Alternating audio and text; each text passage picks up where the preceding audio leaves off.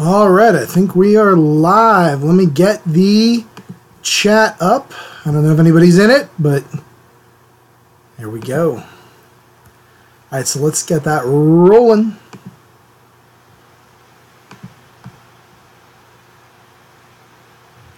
All right, chat is up.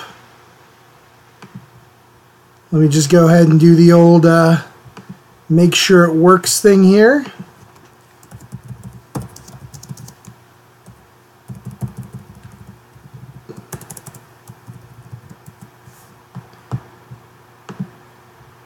And let's do the live chat here.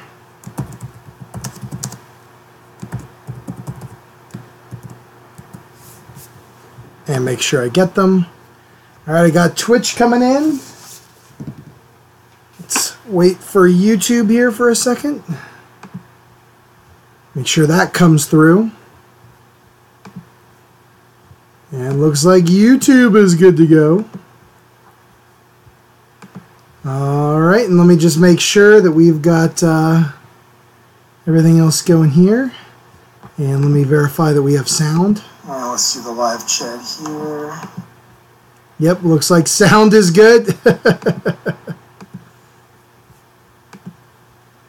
And let me go over onto YouTube. Okay.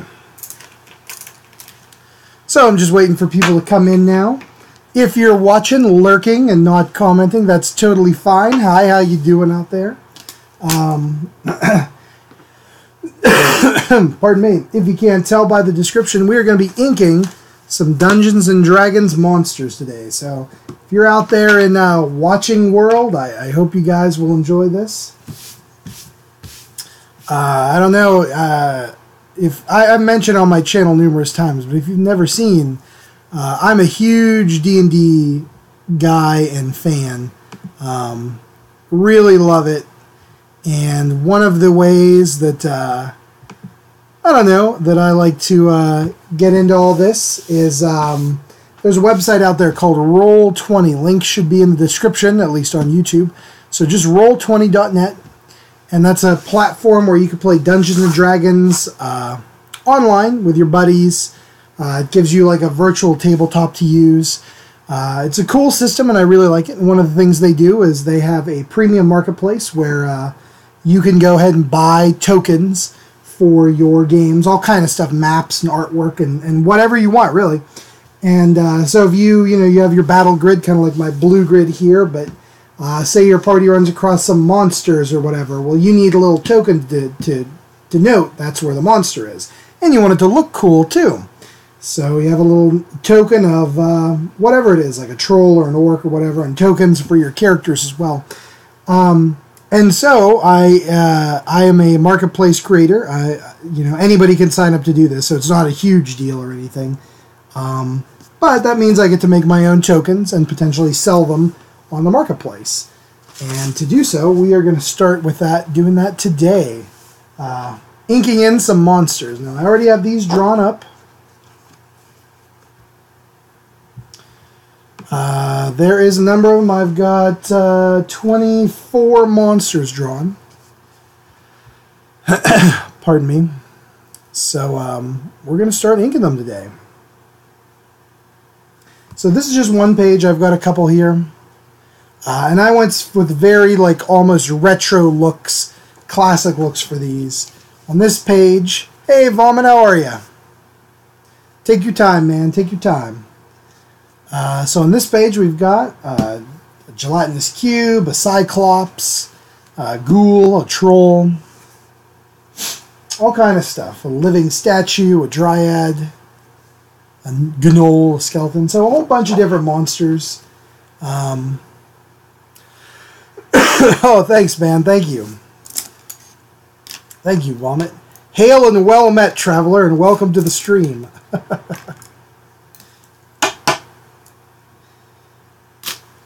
So, yeah, whoever's out there, if you guys want to see me, I'll be inking. Like I said, I've got like 20 of these to do.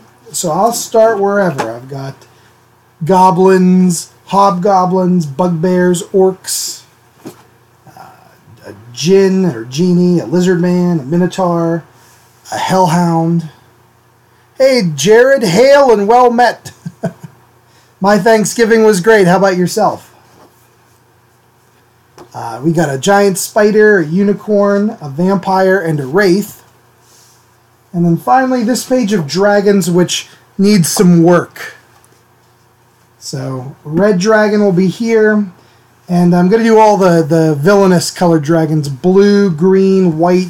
And I am not happy with this one I love. These I'm not happy with, so I'm going to redraw those. But this guy is ready to go. So yeah, I will start with whatever you guys would like to see me start inking with. Just yell it out there. The Wraith. We could do that Wraith, no problem. Where's he at? So I generally like to stick to doing a single page. So like if you want to see the Wraith, I'll do that, and the vampire, the spider, and the unicorn. I mean, I guess I can move around a bit, but it's just easier to kind of stick to one page, you know what I mean?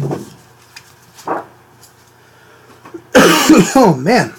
But yeah. Yeah, what the heck. We'll get started wherever.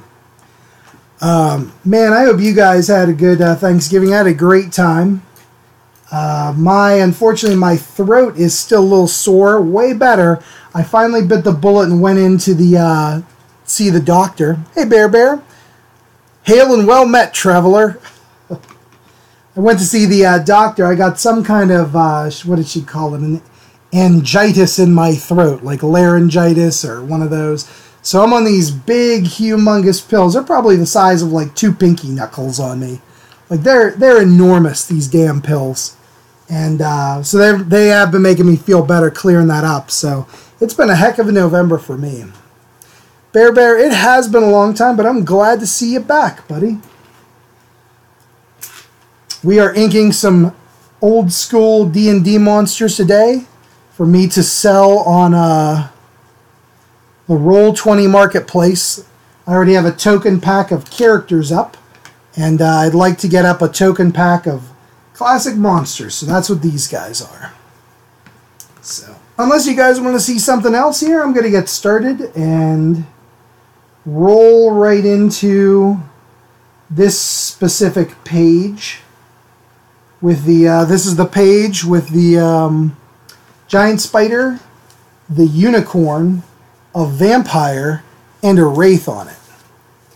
So I'm going to get started here just with this giant spider. It's easiest for me to work since I'm right-handed across giant spider, and then I move to the unicorn, down to the vampire. That way my hand, if I start with the wraith, then my hand's going to get in, you know, that wraith every time I'm drawing it. Oh, pardon me. Pokemon Ultra Moon. Man, I want to get into Pokemon. I hear it's a lot of fun, like the Game Boy games. I'd like to try getting into that at some point, but I have not. I was kind of a little older when the Pokemon craze hit. I was in like high school, and it was not cool back then to get into Pokemon. Granted, I was about the most uncool person ever in high school. But yeah, it just wasn't one of those things that I got into, and I'd like to get into it now because I hear the games are a ton of fun. What Bear, what system is it on? Because I certainly wouldn't mind getting into some Pokemon because I hear it's a blast. Is that for like Switch or Game Boy or something? 3DS. Okay, Game Boy. Okay, and I'll be rotating the paper around a bit, guys. Unlike normal when I'm doing the marker drawings, the inking on this is going to be a little bit more detailed than I normally do. And so I'll need to rotate the paper just a bit, but I'll try to keep it as close as I can to regular and straight up.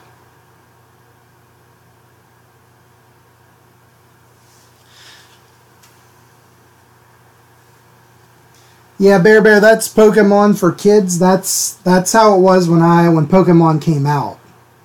And so it was not very cool or fashionable to be seen playing it. So I kind of missed the boat on that, and it's something I'd like to rectify because, you know, I know a ton of people get a ton of enjoyment out of it. And I'd like to be one of those people. Okay, so for our giant spider here, as you guys can see, I'm just kind of starting in with the eyes. I don't know why. I usually like to start eyes here. Generally with anything. I find eyes are sometimes a little harder to do. I'm giving them kind of those bug eyes, whatever you call it, like a fly's eyes that have all those little doodads in it. And I know there's a term for that, but I don't know it off the top of my head. Oh boy. Bear, are you talking about getting started with Pokemon? I appreciate the offer. Thank you. Yeah, we'll see. It's all going to depend on the time I have and the access to the game. I don't have a 3DS, although I did actually play a little bit of the the 2DS, I guess you'd call it now. Just for a couple minutes, I was playing Legend of Zelda: A Link to the Past, which is one of my favorite Zelda games. And forgot I even had it. I was just cleaning up all my electronics and stuff. And there it was. And I thought, man, this is a great opportunity to kind of get back into this. So I don't usually have a ton of time for video games. Unfortunately, I wish to God I had more. But, you know, it was nice to play around with that for a while.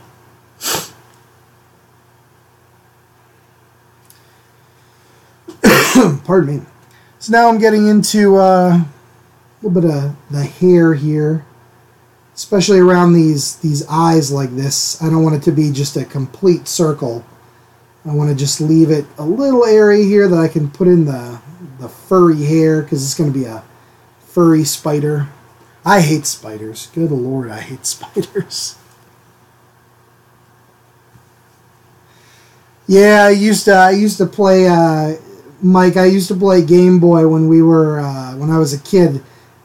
It was great for on the school bus. The only problem is every single other person you busted out a Game Boy, everybody else was like, "Can I play your Game Boy? Can I see it just for a minute? I just want to play it for 2 minutes or whatever." So it was kind of a pain, but yeah, I loved my old Game Boy. We have a couple. I still have a couple of Game Boy games downstairs. Like I said, for the DS, the Legend of Zelda: Link to the Past. But I have the original Zelda game on Game Boy, which is called Link's Awakening, and that is a great Zelda game, really terrific. We also have Mortal Kombat 2, where, Mortal Kombat 2 on any of the other systems at the time, you could be like, maybe like 15, 16 characters or whatever. And I know that's even small considering today's Mortal Kombat games, but yeah, the Mortal Kombat for Game Boy had 4 people, It's ridiculous here. Yeah, Bear, I watched the Pokemon anime a little bit. Now, my wife will tell you that she has, like, the original, whatever it is, 52 episodes, like, memorized, because her brother, or her stepbrother, I guess it would be, was, at the time when that came out, he was in elementary school. So Pokemon was, like, his life. So she's like, I've seen, and she would help him get ready for school in the morning. She was in high school at the time. So she's like, I've seen with him those original 52 episodes, like, more times than you could count.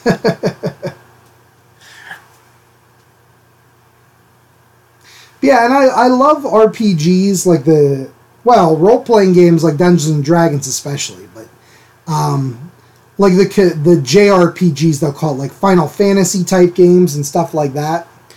And I'm a huge collector. I love like collecting things, like get the whole set, you know what I mean?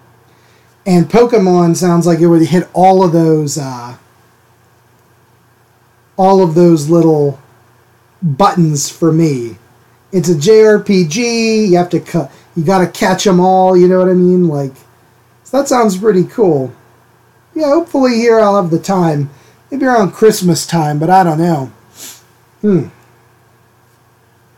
It's all dependent, guys. I got to tell you, I've been extremely busy, extremely fortunate, as I got a whole bunch of new commissions for around Christmas time, which is awesome, and I am super excited about it. That's kind of one of the reasons we're doing this today, a little something different, is time for me is definitely going to be more of a premium. You know, a lot of commissions, a lot of stuff like this, my own personal projects. These, if you didn't hear the intro, I said these will be up for sale on the Roll20 marketplace, where you can play D&D online with your buddies. Like, I'll turn these into a token pack, which you can purchase and download for in your game. So, you know, if you want a big giant spider running around, you download my pack, and there it is, and it can threaten your players or whatever you want. So that's kind of why we're doing this. We're doubling up just a little bit. So using the live stream to get some of my own personal stuff done. So I hope you don't mind the indulgence. But this will be a nice way to for me to continue the live stream, get all my work done and everything else. I'm finally feeling better, which is awesome. So I'm definitely been feeling a lot more energy and energetic and stuff. Man, this sickness from early November kicked my butt. It was not good, so. But things are coming along, guys, coming along. I finally fell up to recording video the other day, too, which is nice. With my throat hurting, it's been such a pain to try to record audio. So I, you know, kind of pushed it off, unfortunately. Guess I'm just lazy.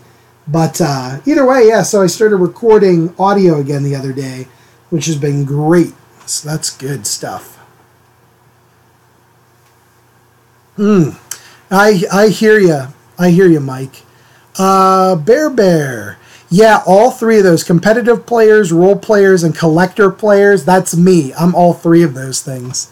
And D&D is Dungeons & Dragons. Yes, Mike, thank you. So basically, Bear, what Dungeons & Dragons is it's like... you get with your friends, it's kind of like a board game. You get with your friends, and one player is the dungeon master who describes the world and says something like, you know, you're walking down the dungeon corridor and you come across a door. What do you do? And then the players will say, I open the door, or I listen at the door to see what's behind it, or whatever you want. Well, when you come across monsters that, you know, obviously the players are going to fight, the DM, the dungeon master, might say, you run across a horrible giant spider spitting venom and ooze. And, you know, you'll have to fight it.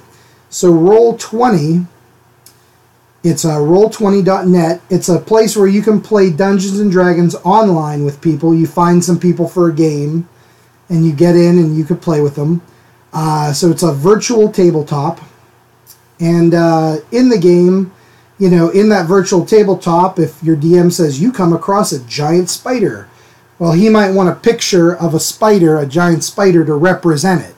And so that's what I'm doing. So I'm drawing that giant spider that you can then download a pack with all of these monsters in it. Like, I'll sell this pack on their marketplace.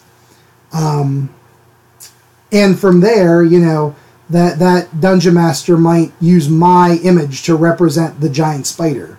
Or if there's like 5 or 6 giant spiders, then it's, you know, he busts out 5 or 6 of the images I drew as tokens, basically, to represent like the pieces on a board. So that's more or less it. I mean, that's the quick and dirty answer as to how D&D works and why I'm doing this today. So I hope that helps. Can I do Freddy Krueger for the players? Oh, man.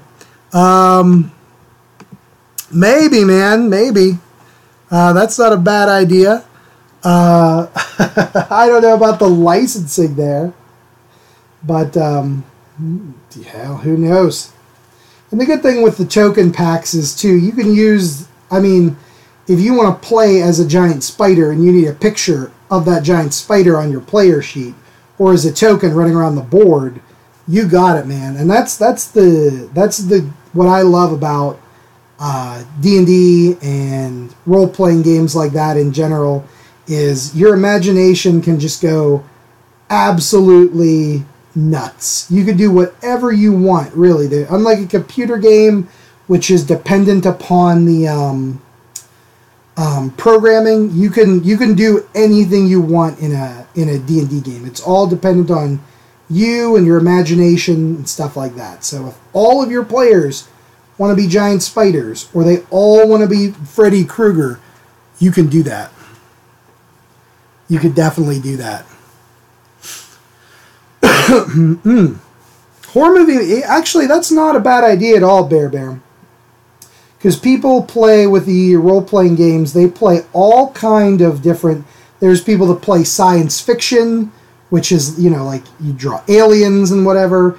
Cthulhu-type stuff, like Arkham, where, you're pulp investigators fighting like Cthulhu. You could play with monster movie characters. Whatever you want. The sky's the limit. And Kevin, hail and well met, my friend, and welcome to the stream. You know what? I actually do make terrain for D&D and stuff. I have. And Jared, yeah, Stranger Things, all the D&D and that, it makes me get a little nerd excited. I love Stranger Things. And maybe I could make a cute pack. That's not, that's something that you could do. I don't know how well I would do at drawing cute things. You know me, guys. I tend to draw horrific monsters and the like.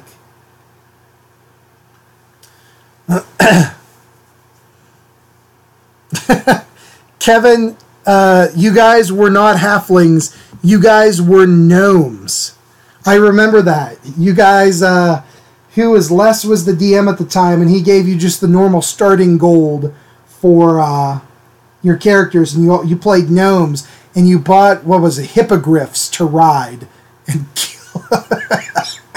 killed us all. Thanks for that. Much obliged.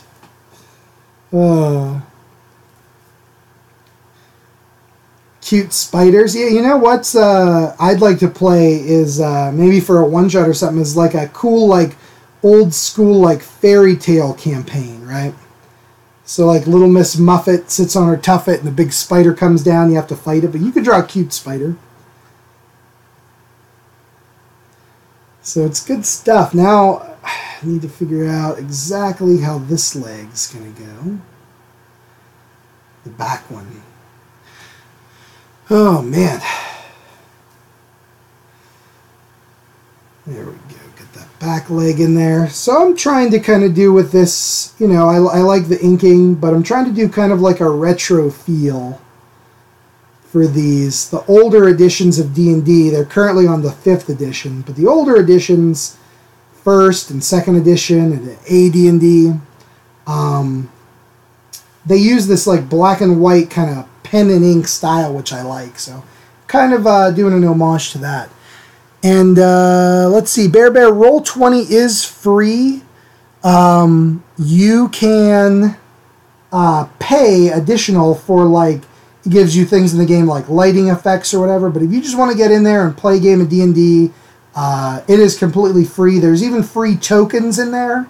Like I said, with mine, you could go to the marketplace. You could pay a couple bucks and download different tokens and maps and stuff. But if you just want to get in and play, it is completely free, which is awesome. And let me check this here. Oh, Kevin, yeah. Okay, that was a different time. You also came to my apartment in Pittsburgh, and you and your brother, and I think you brought someone else. You guys were gnomes, and you bought a hippogriff and killed my character then too. But you're right. You're right. Oh man. Yeah, so Bear, there you go, man. All free, which is good. So let's get some more of these spider legs in here. I hate spiders. I don't know about you guys. And let me get a drink of some water here. That's another good thing about D&D is you know, Kevin was just saying, and stuff like that. You just have so many good stories over the years when you play a game like this, you know. You know, times your players were killed, times you got killed, times you died heroically, times you died stupidly, you know. But either way, at the end of the day, you have a ton of these cool, like, stories. And it just makes it a great hobby and a lot of fun. Man, boy, howdy. This cough is still killing me. I know spiders are helpful. I don't know why, man. I just don't get into the spiders. I love drawing them. They're a ton of fun, although their 8 legs get to be a huge pain in the butt, but still. They're really cool, but man, not for me. Not for me. Oh, boy. Yeah, I'm glad these big stinking pills are working. Oh, man. Whew. So, yeah, D&D is great. I'd recommend it. I know a lot of you guys out there are loving the horror stuff, like me. You could play horror games in D&D. Actually, one of the better official settings they used to have was Ravenloft, which is the gothic horror setting. So think like Hammer movies, like with Dracula and Frankenstein and stuff like that running around.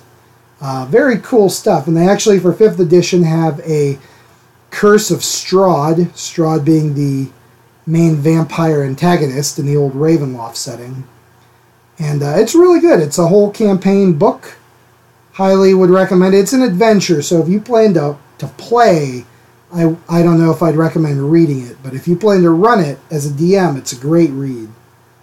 Detailing the lands of Barovia and all the werewolves and zombies and mummies and crypts and stuff like that. It's very cool. Let's see.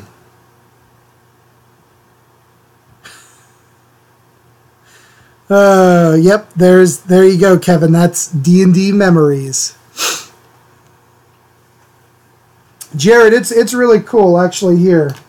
So I have all my D&D books are literally like sitting on the shelf beside me, but Curse of Strahd, it's very cool, man. It's got good artwork, maps, and all kind of stuff.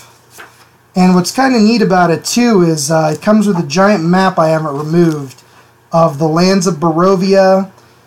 You could copy these handouts to give to your people, letters and stuff. And during the beginning of the game, you do a tarot card reading with the characters. They meet like a gypsy seer. And these are just scans of them, but you can buy a deck or even use just regular playing cards.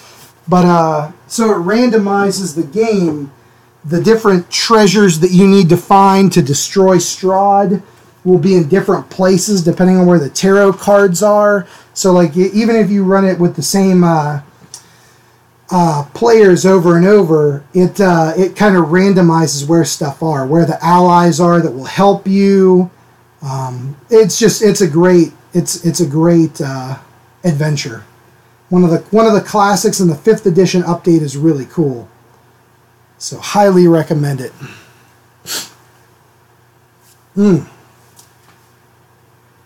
But yeah, if anybody is interested in playing some D20 on the, or playing D&D on the Roll20 marketplace, like I said, or Roll20, like I said, it's a free-to-play thing.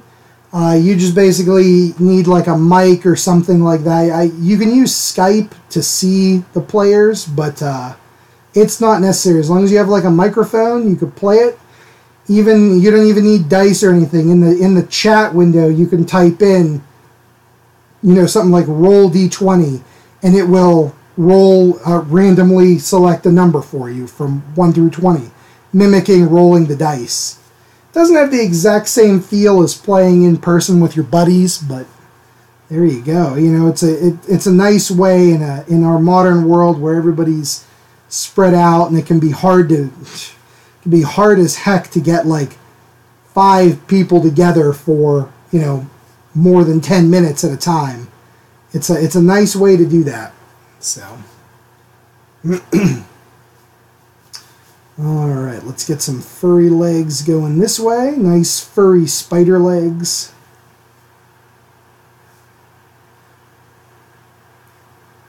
And then he definitely needs that last leg back in here. Kind of hidden away. So we'll give it just a little tiny bit of just so you know there's a leg there. And coming down this way. Yeah, Kevin, I saw that. That's pretty wild. I'd want to go to his house and play in his game. That sounds awesome.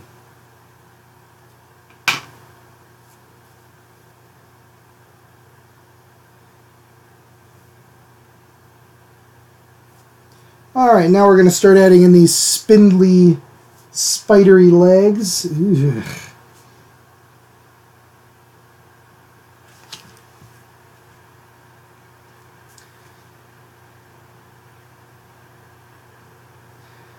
Yeah, I think it's cool, and that just goes to show you with the D&D hobby that you could do it. You could literally do it forever, which I think is so cool and so I don't know. It just makes me happy, to think about that. Like with a lot of hobbies, like a video game, you could do it for a while. Even like a big thing like Skyrim.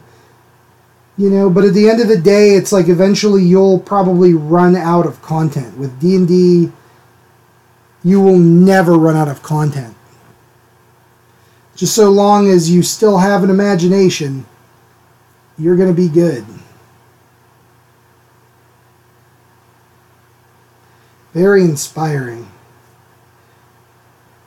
Plus, I like all, me, guys. I like doing art. I like, when I'm playing, I like drawing up, like, especially if I'm the DM, if I'm drawing up, which I usually am, drawing up maps of the areas, pictures of the things the players see. If I'm a player character, drawing a picture of my player, or of my character, I guess I should say. It's a lot of fun, a lot of cool stuff. Making terrain, like we talked about, like Kevin said. Painting miniatures, all that kind of stuff. I wish I had more time to do. Ultimate person to play D&D with, Kevin, do you mean a celebrity, I assume? Oh, man. Jeez, I don't know. That's a tough one.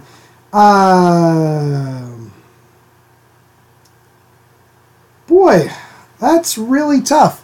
And does it have to be living or dead? Because if it's dead people, then that opens up a whole new realm of possibilities,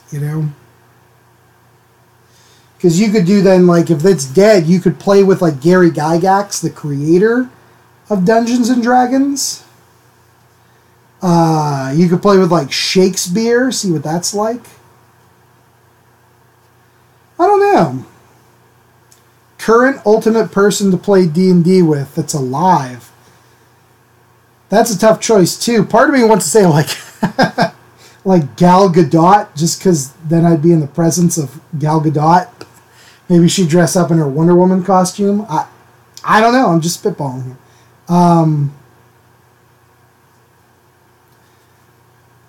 I don't know, man. There's so many good ones. Bill Nye the Science Guy. See what he has to say about stuff, you know.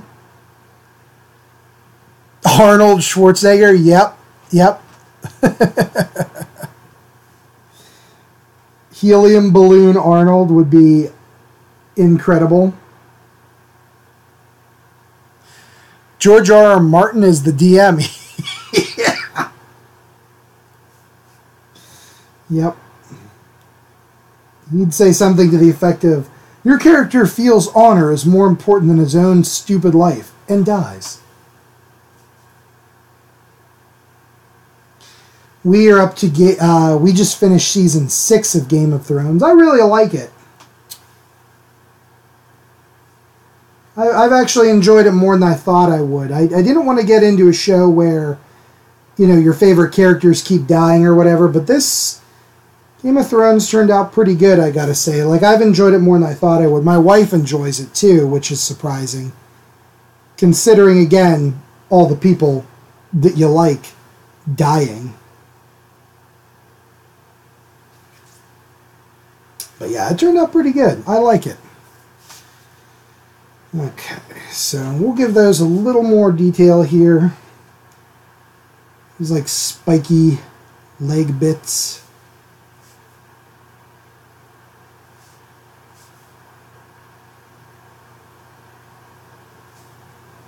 Just a little bit of shine on there.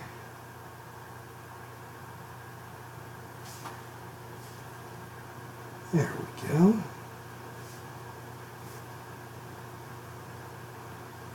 Good deal. Okay. Pardon me. Yeah, Game of Thrones has been pretty cool. I like that the mountain guy is now Franken Mountain, is what I call him.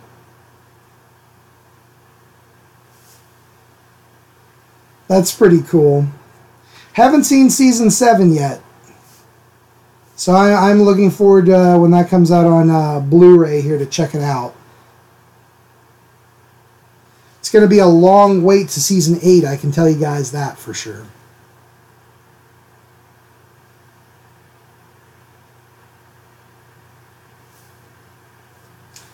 All right.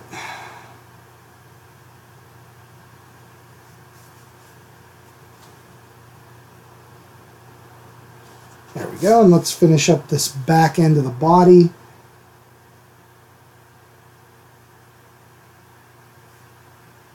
And again, I'm just making him nice and furry. He's a friendly giant spider.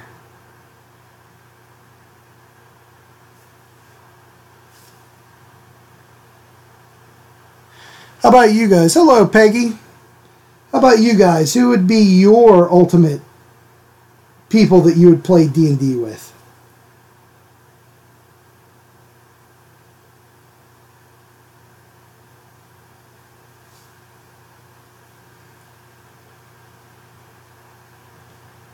Let me know, because I'm interested to hear it. Other than, of course, George R.R. Martin, killer of characters. Well, Peggy, not much really. I'm inking these monsters for the Roll20 marketplace.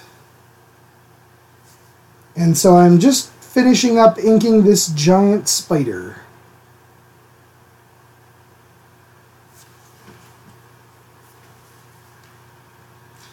Who's a little bit furry, a little bit friendly, and a little bit hungry.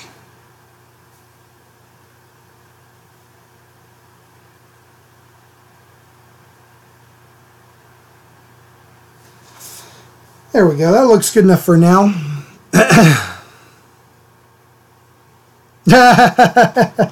Jared, I know. That made me laugh out loud. Hilarious. Alright guys, we're going to move on here to this unicorn. So I'm going to move my ink up and slide this over so it's easier to see. There we go.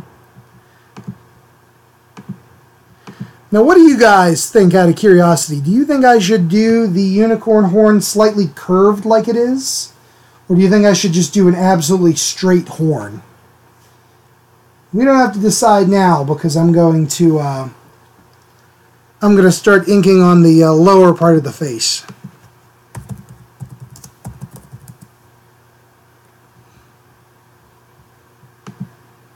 I just want a little bit of reference here.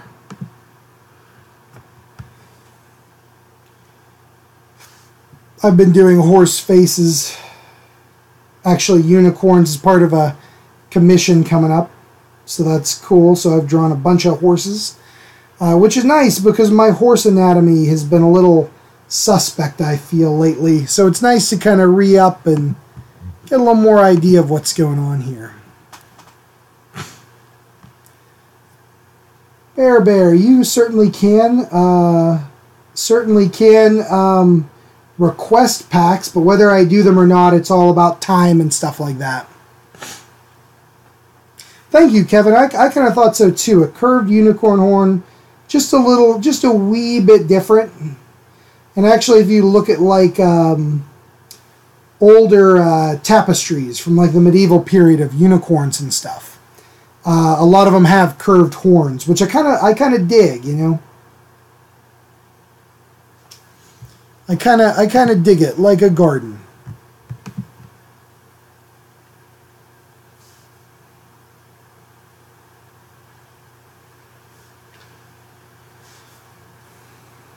And unicorns traditionally, especially in the fantasy thing, have beards, which is interesting and weird, right?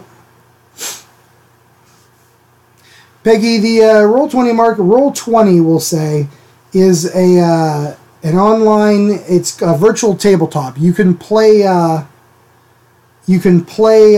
Dungeons and Dragons on there with your friends. And if you need, like, say, a token for a giant spider or a unicorn or something like that, you can go to the marketplace and you can buy packs with, like, monsters and people in it and stuff like that.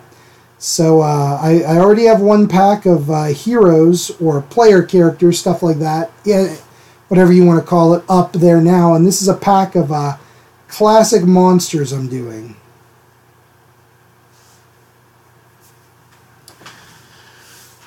Oh man, pardon me. So that's what I'm doing those for, Peggy. Bear, this pack will probably be, usually my other one I'm selling for $4.99, and that's 26 characters. This one I'll do the same price.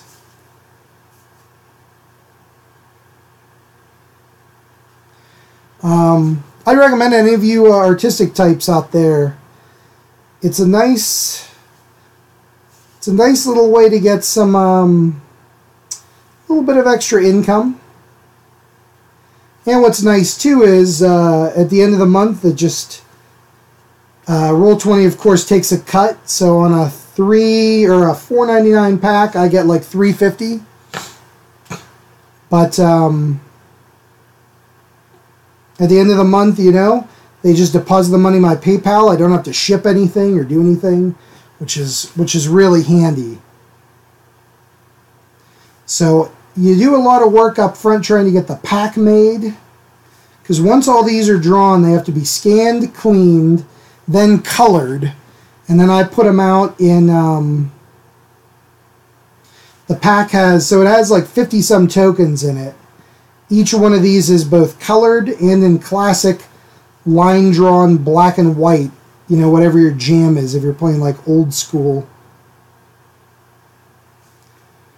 So you do the work up front, and then it's a nice like passive way to get a couple of bucks each month. Which is pretty cool, I think.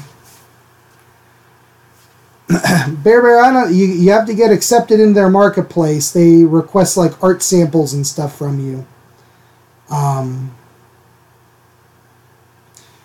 But if you get accepted, I mean, I think you could set whatever price you want. I mean, the other thing you could do, man, with Roll20, which is great, you can just import, I forgot to mention this, you can just import your own artwork. You can import whatever you want into your game. So if you have a map scanned in and you're just like, I want to use this, you don't have to buy it. It's free. The marketplace is more just more for like, I don't feel like going online and searching through a bunch of stuff. I just kind of, I like want some goblins in this pack. I type goblins in and it comes up and there they are, and you know what I mean? So you're like, oh yeah, a little bit of premium content for that. But you like I said, man, completely free. You can just import whatever you want and you're good to go. Pardon. Okay. Drink of water. Unicorn eyeball time. Does anybody ever see that movie Legend? Old Ridley Scott movie with Tom Cruise in it from back in the day. It's got unicorns in it, and I love it. I hear you guys, Kevin and Peggy. Owlbears are great. The new 5th edition Owlbear illustration, like, to whoever did the art, you did a good job, but nothing will ever surpass the 3rd edition Owlbear picture. Nothing in this flippin' world.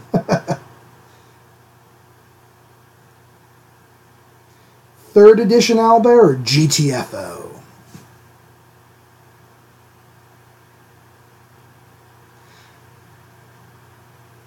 But yeah, I love owlbears. Trolls are cool. Tim Curry is amazing. You are right, Jared.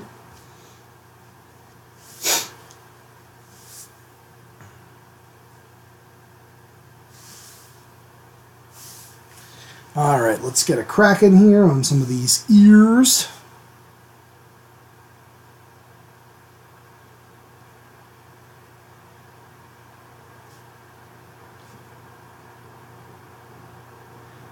I like Peggy. It was really early for him. I don't know if it was his first movie or not. You might be right. Yeah, it was super early Tom Cruise. But yeah, Kevin, I have a troll here because I've got a whole bunch of these suckers. So I don't know if you can see that. Yeah, there's my troll, old school troll. Gelatinous Cube is one of my favorites. Classic. I like Lovecraftian stuff, like the aboleths and the grell, the big floating brain with a beak that has tentacles hanging below it, and the mind flayers. Good stuff. Oh, that would be cool, man. Tim Curry, yeah. I love Tim Curry in that movie. Tim Curry is pretty good in, like, everything he's in. Even McHale's Navy.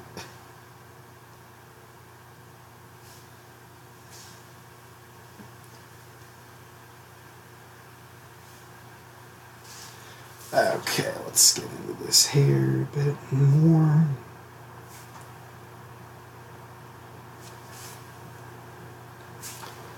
And I'm not too worried about making this absolutely pristinely perfect. Like I said, I kind of clean these up in post on the computer. My last pack I colored on the computer, so I think I'm going to do them in marker this time, but I need to get them scanned black and white to start.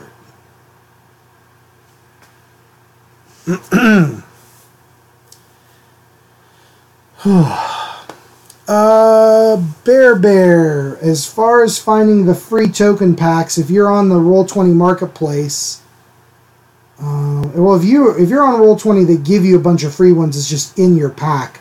I mean, it's hard to explain really the ins and outs of how the tabletop works there, but they have a bunch of tutorials you can check out.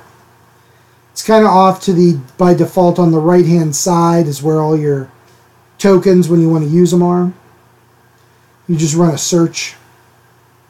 But I would check that out, man, the tutorials, because that's a little hard to explain without actually having it in front of me and stuff. And I don't know of any free tokens off the top of my head, man. But yeah, that would be awesome to see that big old Tim Curry come to life as Darkness. He's got great lines in that movie too.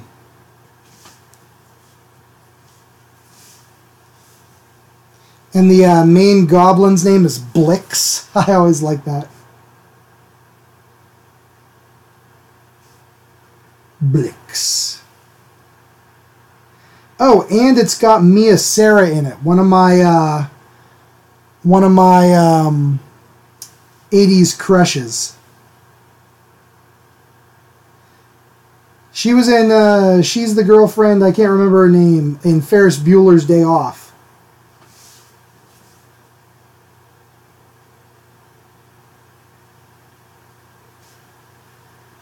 What was the girlfriend's name?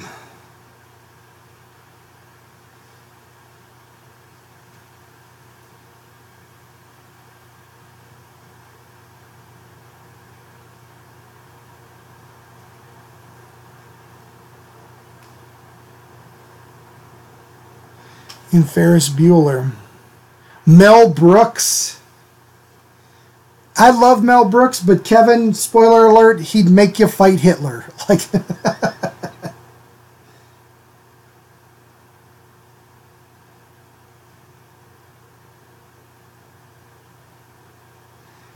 I'd love to play a game of D&D, you're right, with Mel Brooks, Gene Wilder, and Marty Feldman.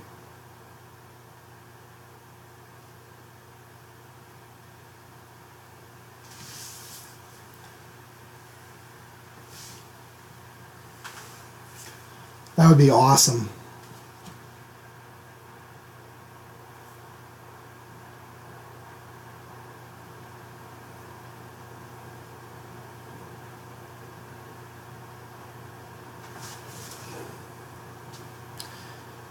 Slow Peterson. Peggy, I'm unfamiliar with that individual.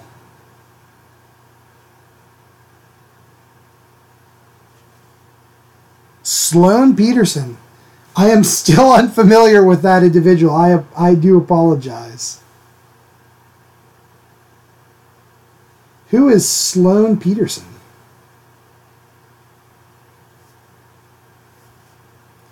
Or is that Mia Sara's character in Ferris Bueller?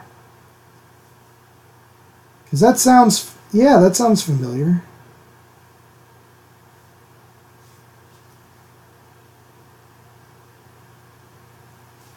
Is that who that is? Mia Sara in Ferris Bueller.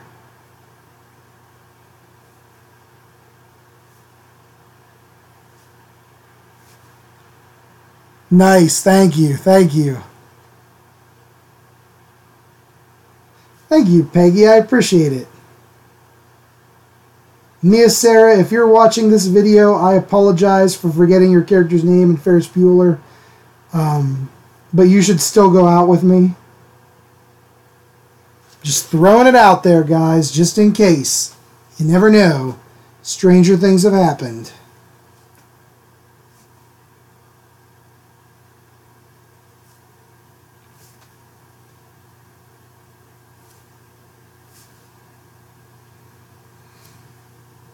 Stranger things have happened. But anyway, Legend is a great movie. And she's great in it. And Tim Curry's great in it. But I didn't need to tell you that. I could just say Tim Curry's in it, and you can just simply assume he's great in it.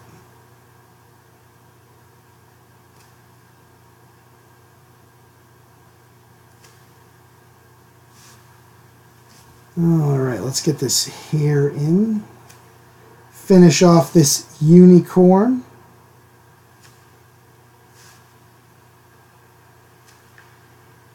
We can go from there.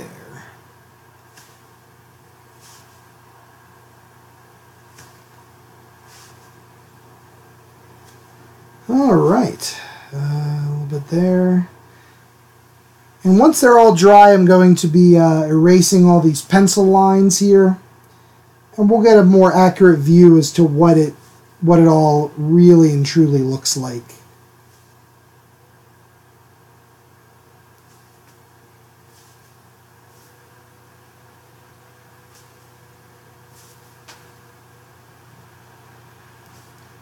Let's give some folds here in the unicorn's neck so we know he's turning.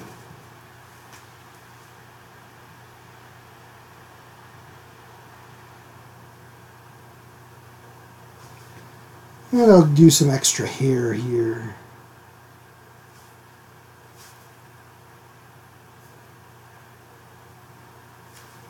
Like so.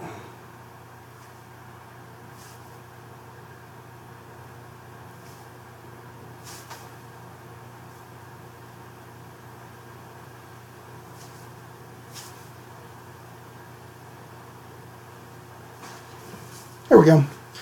Unicorn. Done. At least for now, until I get sick of it and decide to do something else. Old school, ridiculous looking D&D vampire. That's what's up next.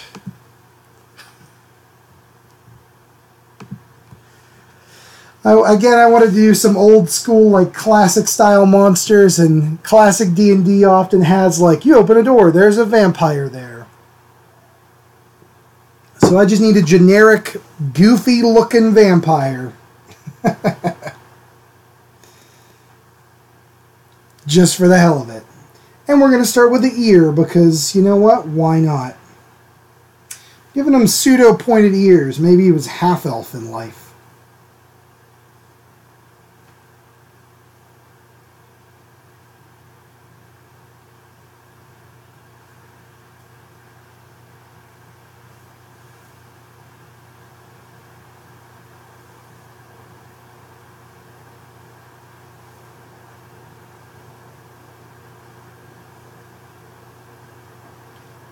There we go. Ears. Oh, thank you, Kevin. That's what Mike was saying earlier. That's kind of why we picked this to work on. Yeah, sorry, like I said, we didn't do the Wraith first. But I like to start here so my hand doesn't get smeared up. Yeah, he's all like wraithy and stuff. It's all good.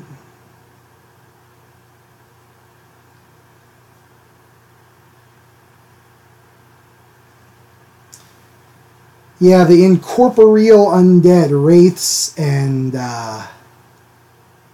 shadows, and I'm trying to think what the third one was. Wraiths, shadows, and not revenants. Specters, maybe? Yeah, they're a pain in the butt.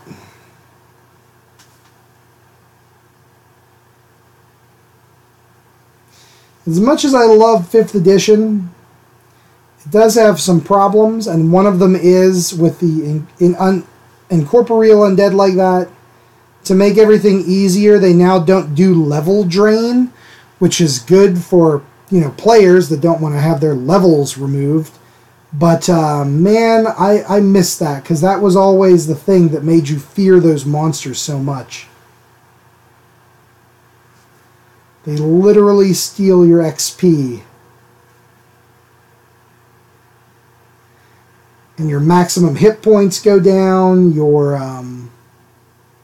abilities can get removed. Everything sucked. Oh, Kevin, you want to play D&D as a vampire? We need to go old school and play Vampire, the Masquerade, man. It's an urban fantasy game, but check out some of the art in this book. It's flippin' amazing. See what I mean about these old school pen and ink drawings? And like the chapter titles have like, let me see if I can find some of the other ones. These big, huge, freaking cool like fronts plates at the beginning of each chapters, you know, and pen and ink are cool. But that's the game of playing badass vampires in the modern era.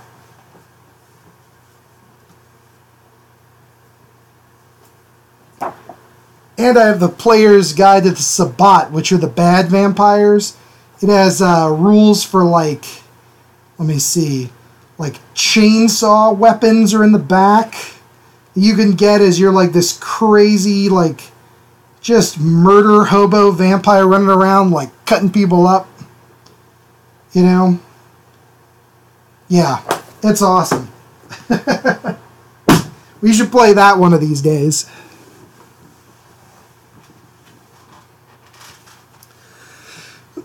Oh man, pardon me. Yeah, Level Drain was a pain. Like I said, it's no more, but I kind of miss it. Vacation for 10. We might have to do that, man. That doesn't sound too shabby. Let me check my schedule. And we shall see.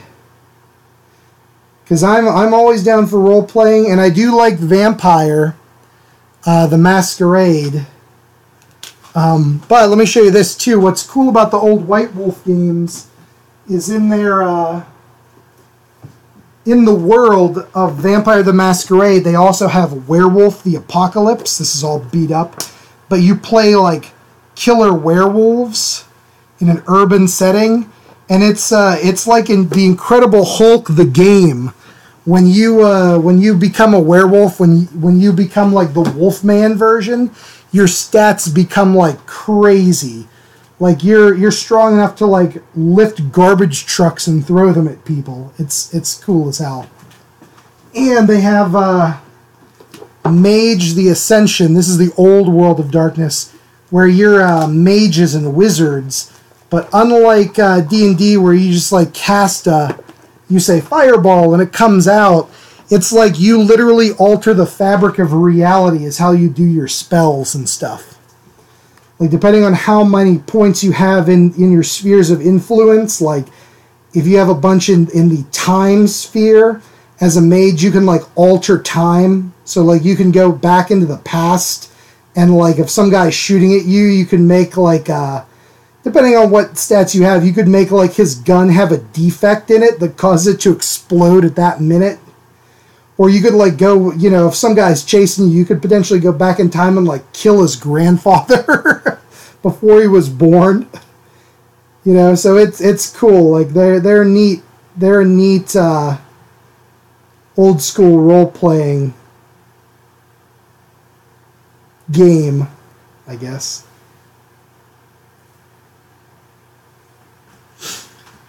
Bear, I was actually thinking about doing a set that's just all animals.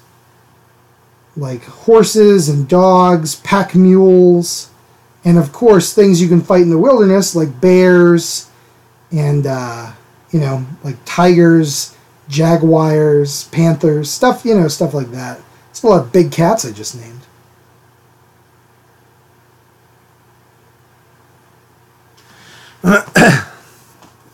Nick Cage and Ian McKellen. Oh, man.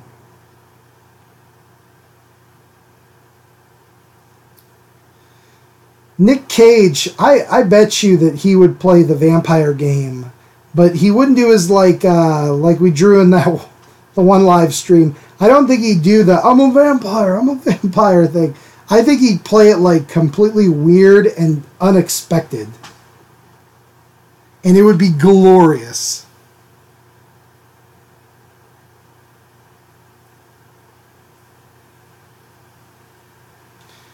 Alright, let's get this vampire hair started. It's getting dark out there. You're half cat.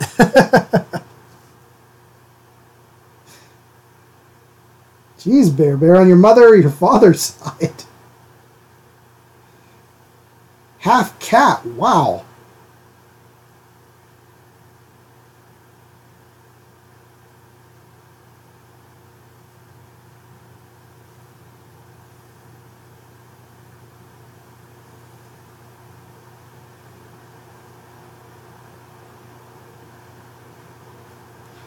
Okay.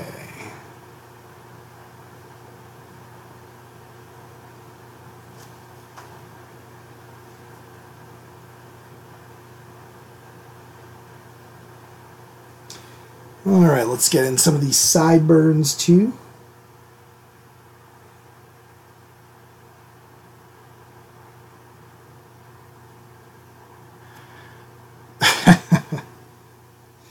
Baby, you're crazy.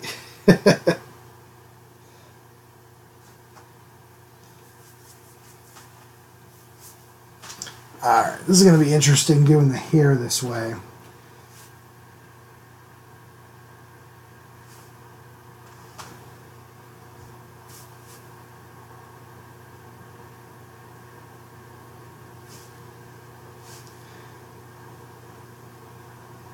Bear, is there a cat bear Pokemon by chance? Because I'm wondering if there is, because for whatever reason that sounds familiar. Unless I'm thinking of Cat Dog, the Nickelodeon show about a cat who was like fused together with a dog in a horrific mishmash. Anyone remember Cat Dog? That poor animal. Who would do such a terrible thing?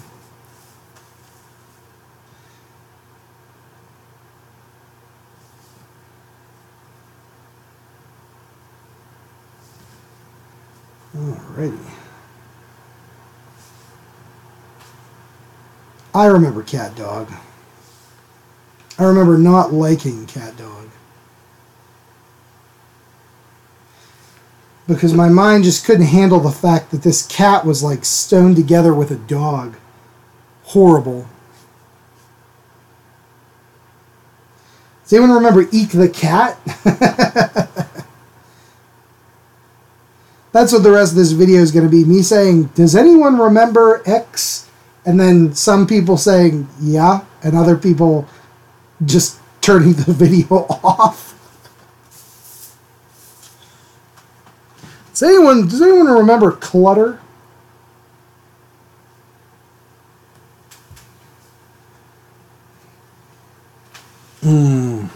Alright, so let's work on the vampire face here.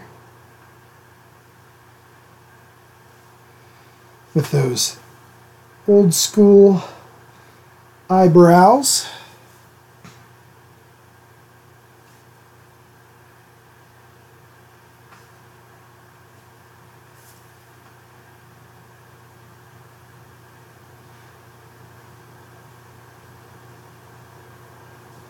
Definitely just going to watch my strokes here when I do this. To keep them relatively clean. Like, I love that feather stroke, but sometimes it can be a little much. There we go. Good stuff.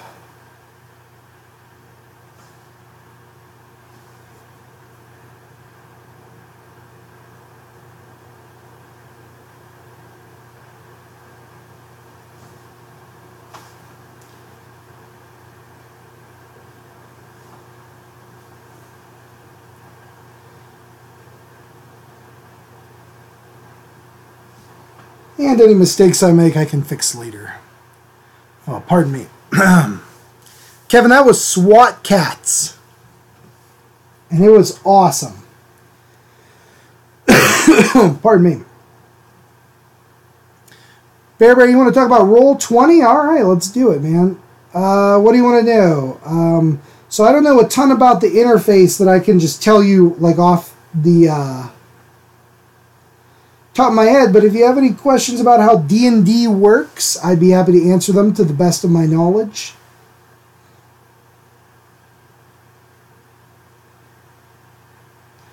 Fifth edition, like I said, is the current edition of the game, which I know relatively well. Third edition was the edition I played the most of. And then I've played a number of games of second edition, like 2 games of fourth edition. Good stuff. Biker Mice from Mars. Yep, good stuff. I like that along with Street Sharks, if anybody remembers Street Sharks.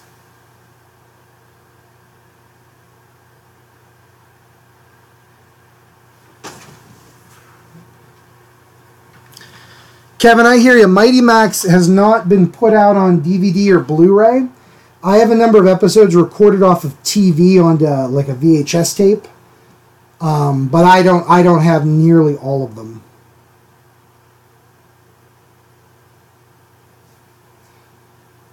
How do the tokens move around the board? Bear, that I'm not entirely. It would be hard for me to say. So once you're into Roll20, you have to either create your own game, which I'd recommend to, like I just set up a tutorial game for myself, or join someone else's game and go in there. The DM, the person who's running the game, has control. They say you can move your own token, you can move monsters, so it depends on what their settings are. Then from there should be a selection where you set your token up, you click like move, and then you click where you want it to go.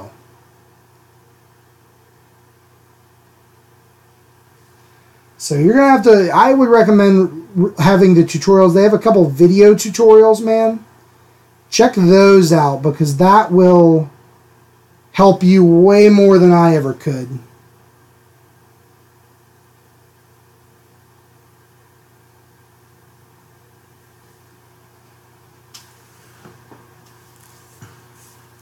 Captain Bucky O'Hare, yes, Jared, I remember it. He had a four-armed green duck that was his gunner.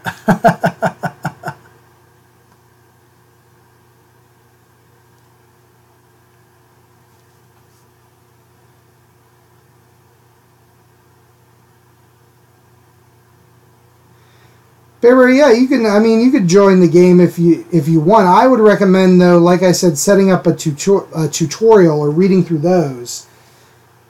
Because just going into my game, since I'm the DM, you're not going to have access to move anything or do anything.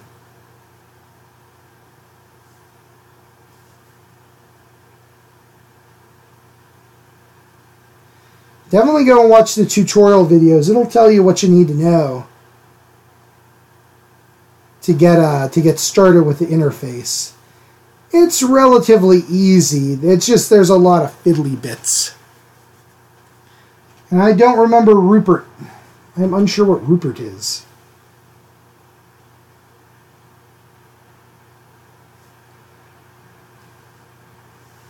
Captain Bucky O'Hare.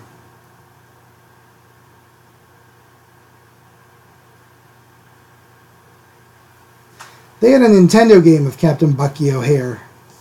I remember renting it at least once.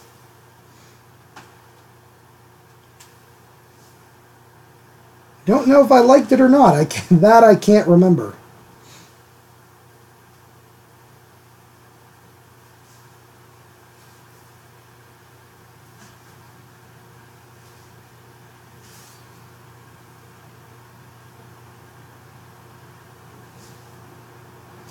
We'll give this vampire just a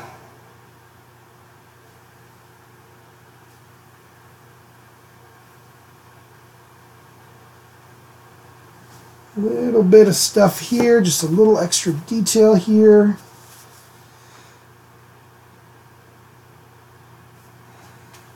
There we go. And I'm going to make some of these areas black, but I'm going to do that in the computer later.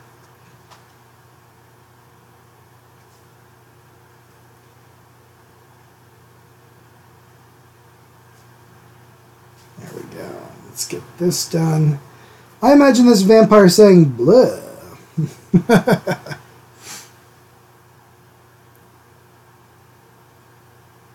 Oh, thank you, Kevin. Thank you.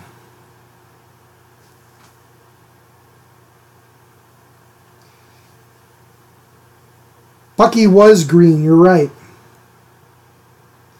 Good catch, my man.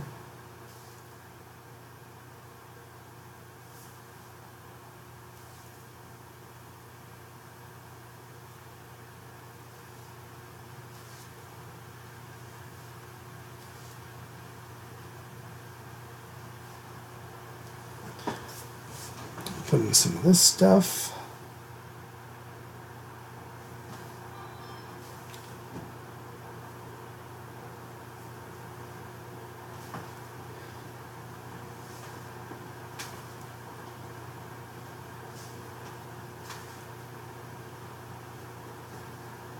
Bucky O'Hare. Is that on DVD or Blu-ray? Because I wouldn't mind watching that again.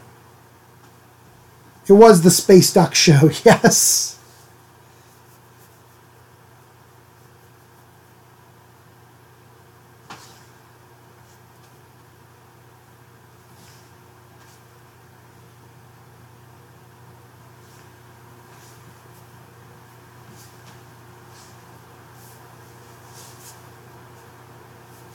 Yeah, it doesn't really look like a cape. That's okay. Oh well. You can't win them all, guys. Fix it in post. Oh well. Alright, let's move on to this Wraith, who's looking pretty badass. I'm going to actually start with the fiddly bits, these fingers here.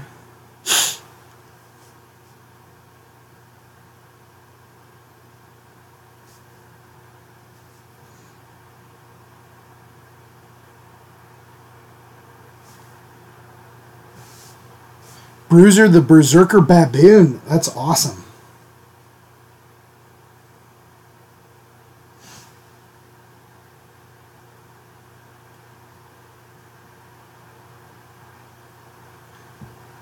Kevin, I agree with you completely. What was his name? Because the owl was Virgil. It was Norman.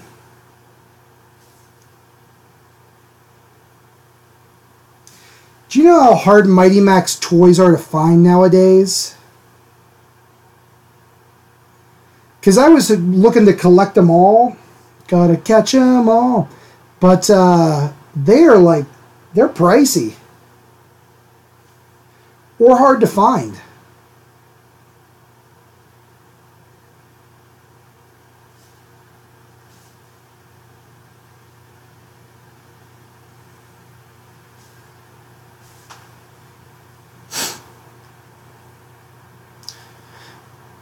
Yep, Peggy, as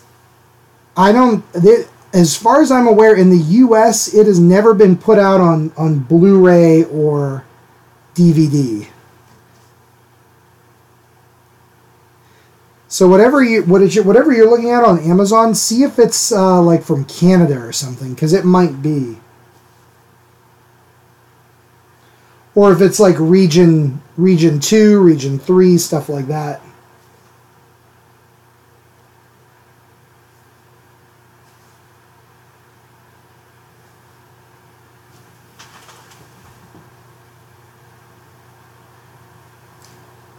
Because, yeah, that's kind of like Are You Afraid of the Dark?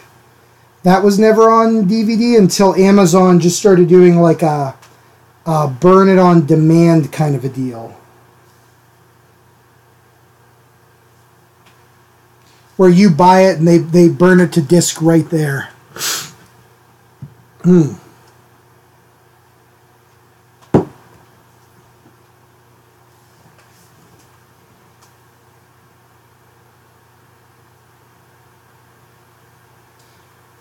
Texture in here.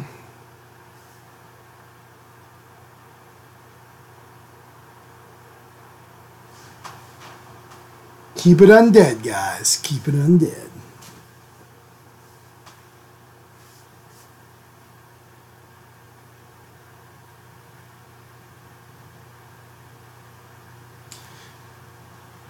Oh, let's see. Which game is that, Bear? Captain Bucky O'Hare for NES. I can't remember.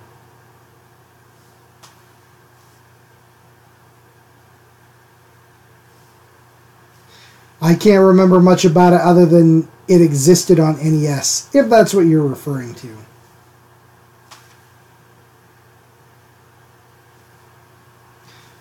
Alright, let's get this Wraith in. Really, Peggy? I'm going to have to look at that. That might be brand new then. That would be cool if that's on. Thank you for letting me know. That would be awesome if Mighty Max was on DVD finally.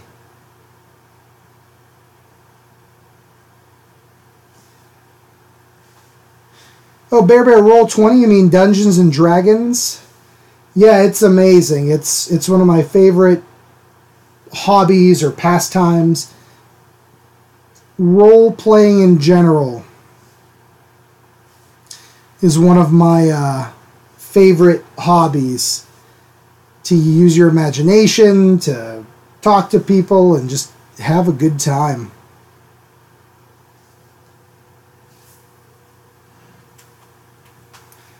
Mighty Max on DVD. That's cool.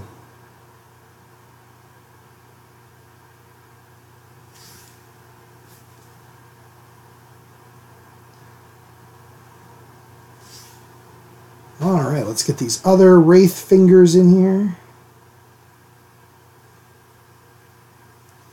And again, I'm not too worried about exactly making it perfect.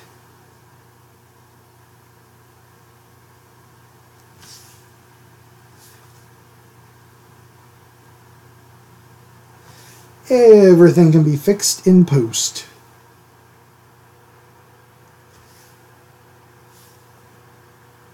Oh, Bucky O'Hare, cool. Yeah, I'd definitely be into that. Like, yeah, that's awesome. Too bad it's sold out. I have to wonder if I can get it on Netflix to rent it.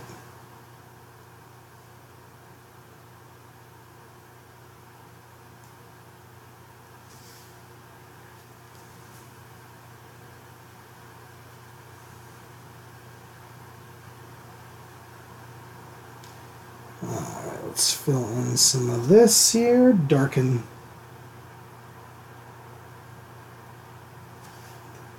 back into the palm.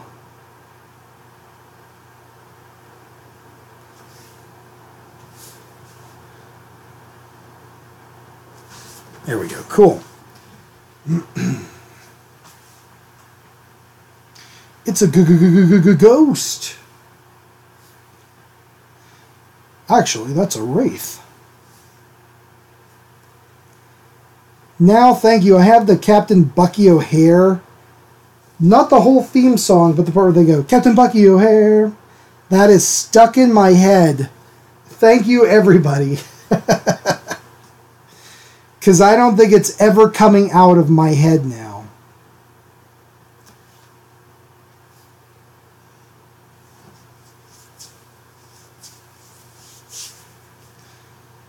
Oh, yeah. Hey, I heard John Cusack canceled out of his Steel City Con appearance. Is that true?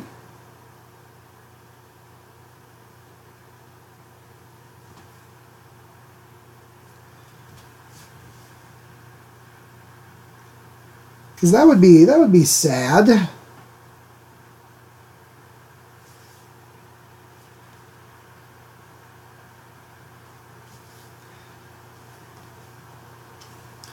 John Cusack.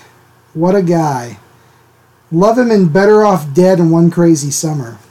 Now I also have the Better Off Dead theme song stuck in my head.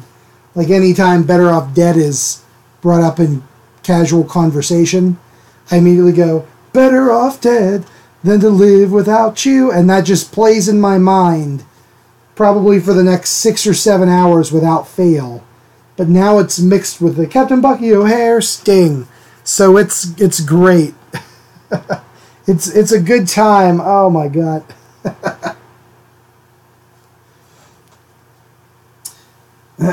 Pardon me. You know, Kevin, I don't have any plans for at least the rest of this year for any cons. Like I said, things have gotten busy for me with commissions, which is great. And there's not really any cons local. I don't like to travel too far for cons.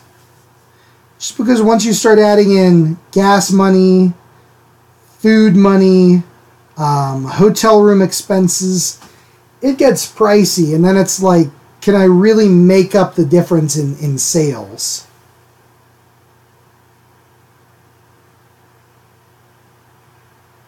I'd like to go a little further than I have in the past, but I have no plans to. So nothing really until next year. It seems to be very specifically through, like we'll say mid-December or early to mid-December through like March, April. It's like a con dead zone. Now, before I've done for my local comic shop, they do like a little one-day show at the mall. Just stuff like that. I don't know if I'll do any of those, but those are more like, hey, we're doing this thing in 2 weeks. You know?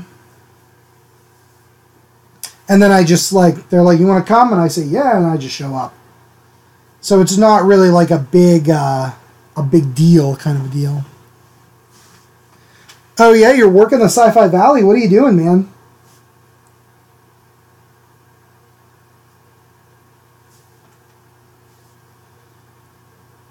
Like, are you gonna have a booth, or you have a friend with a booth that you're going to, or something like that? That's cool, man. That is a great show.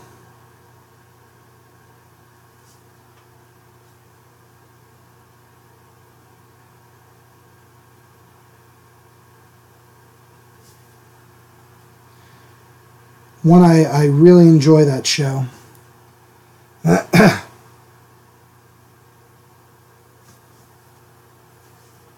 have a great time at Sci-Fi Valley.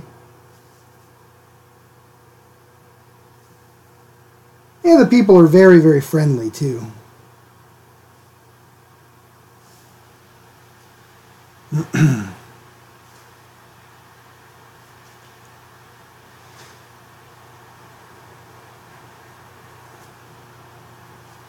Yeah, man, if you're working it, come and say hi, because I will more than likely have a booth there.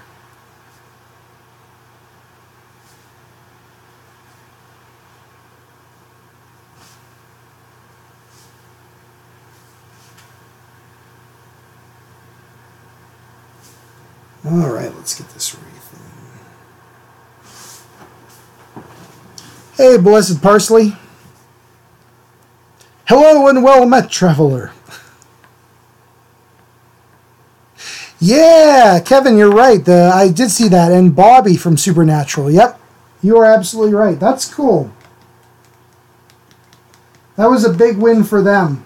It's unfortunately the same reason as the same day as the Pittsburgh one.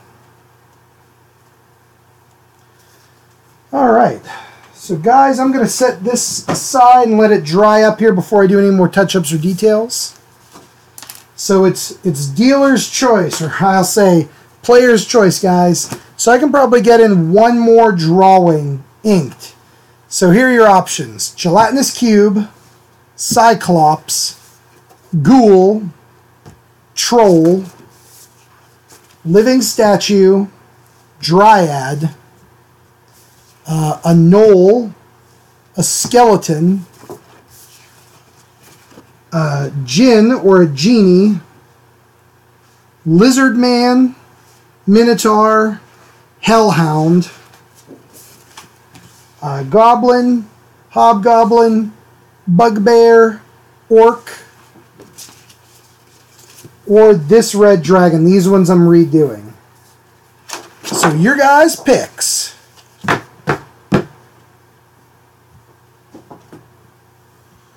You guys pick, and I will ink it.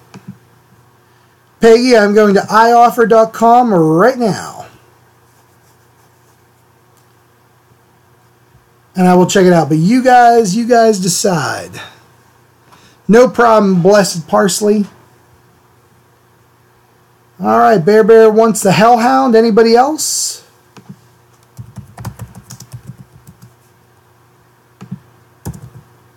I'll give you guys a little bit to chime in while we dry up here.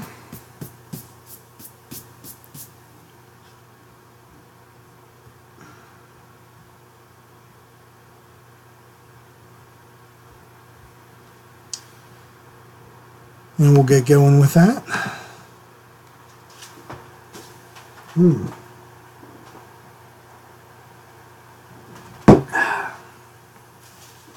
All right, so give you guys about another, we'll say 1 minute on the clock. I've got to get more ink in the old ink thing, and then we'll go. So we got one for Hellhound. Okay, we got one for Dragon.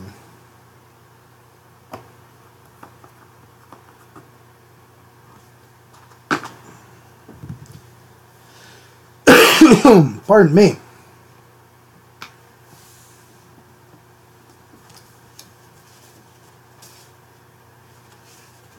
Let's pull these up here. While you guys are debating, here, I'll show you. These are the other ones I did.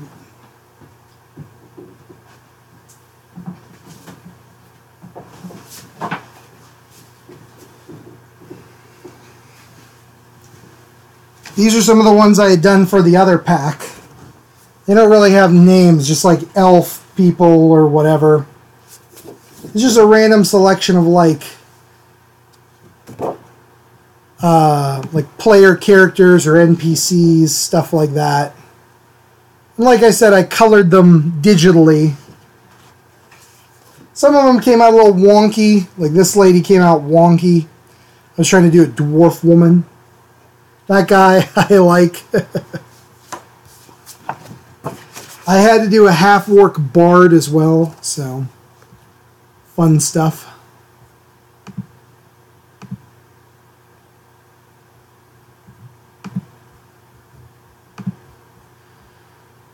Let's see, it looks like Twitch just crashed. There we go.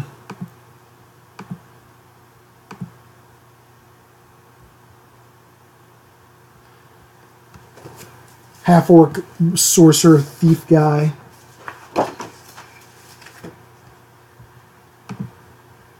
It's good stuff. Let's see, it looks like everything crashed here. There we go.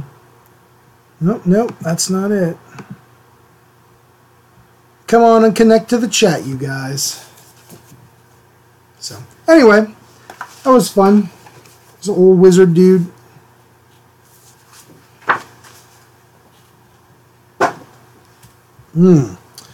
Alright, so we have Hellhound and 2 dragons. I am sorry, Bear or Cube. They would be fun. They would be fun. Okay, good. There we go. Chat is back up.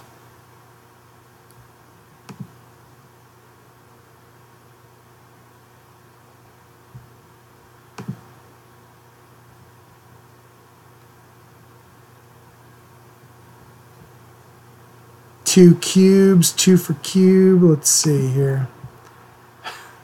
All right, I'll tell you what, guys. How about this then? I will roll the pirate dice. Meaning that the pirate symbol is the number 6. So we'll do dragon is even, cube is odd. We'll do it randomization style. It's even. The dice don't lie. Sorry, Bear.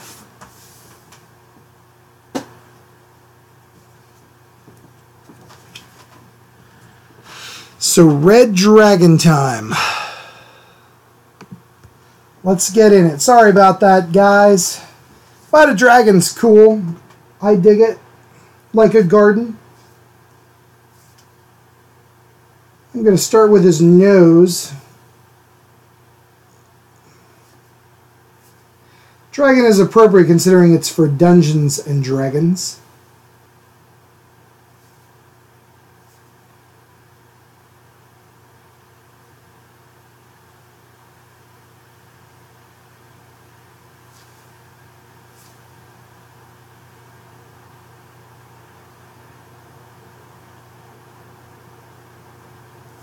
You got to make sure we get these eyes in there nice.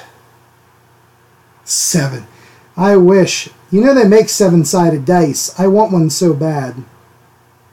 I have so many dice that I'll never use for random things like that, but I love it just the same. Kind of like how they make 30-sided dice.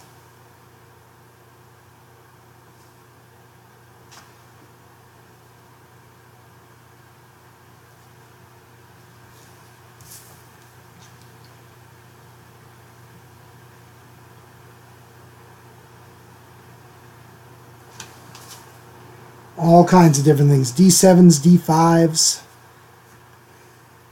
They make a 36-sided dice, Bear. They really do. Maybe. With the cube on the next one, maybe. I don't know if I'll have time to do any more of these between, but if I don't have the cube done by then, we can do the cube first thing next stream.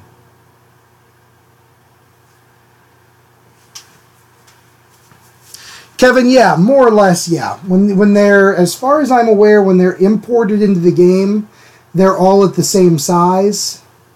And then it's up to you to just click and drag. When I was in the interface before, it was pretty easy to just, I remember just drag and resize it. You just grab the corner. And I think you hold Shift or Control. I cannot recall.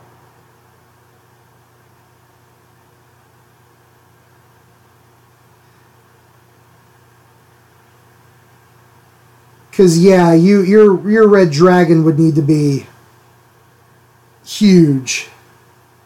Well, you could do it any size you want. You could make it a young red dragon, which is only a large-sized creature. An ancient red dragon would be like colossal or huge or whatever size category for your game you're using.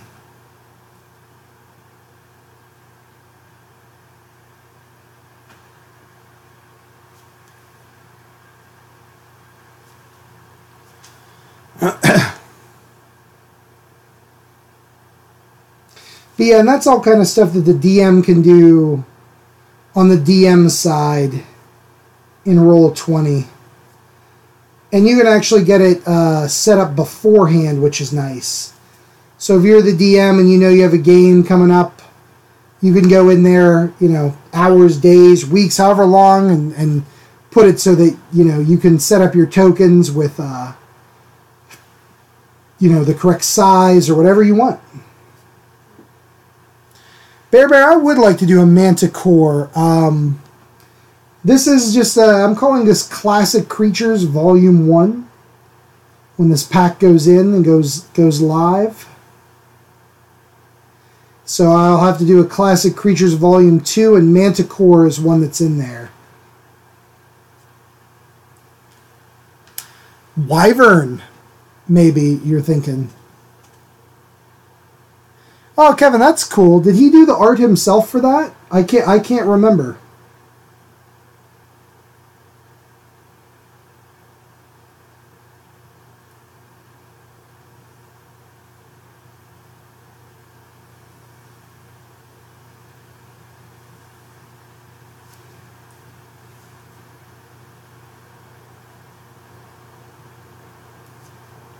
Or did he print them out from the computer? Oh, I know, man. Do you know how much fun I would have with a 3D printer?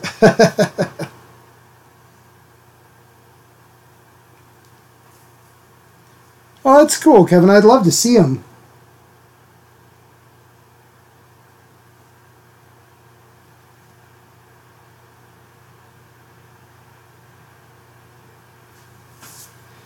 Alright, Dragon is coming along. A list of mythical creatures. That's cool. I love mythical creatures.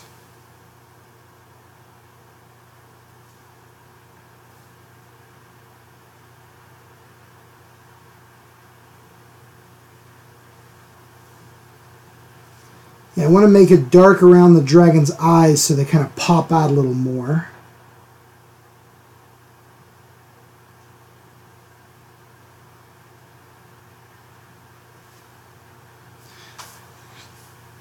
Okay.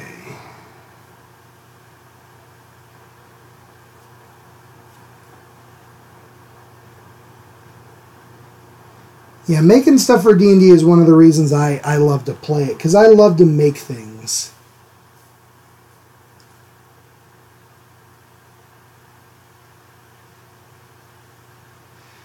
I remember, Kevin, we were playing and Craig had a deal where we fought on I think it was in a clock tower, and it was on moving gears. I remember that was awesome.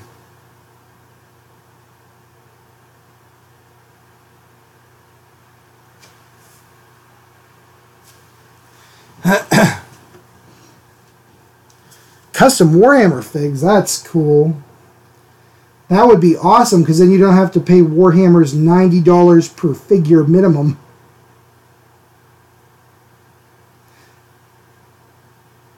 Don't get me wrong, I think Warhammer is awesome. I love looking at the figs. I love painting too, but it's just too rich for my blood.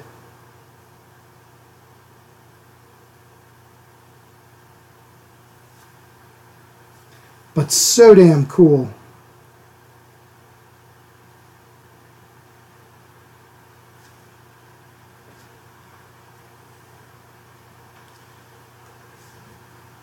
Yeah, I have nothing bad to say about Craig. But I remember he was good with the DMing stuff.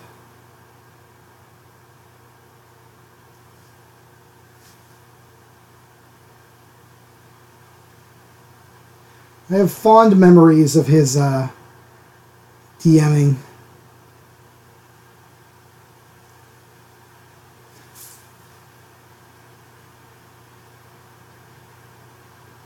Let's get some of these dragon fins in.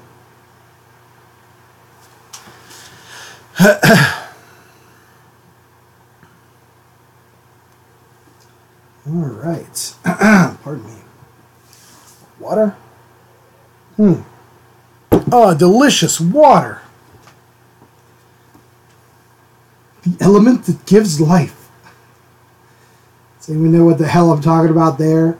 That's a deeper cut.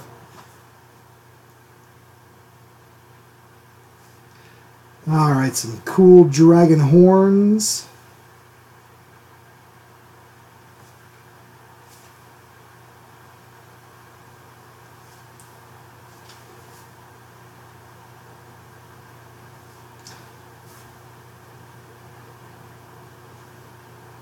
There we go.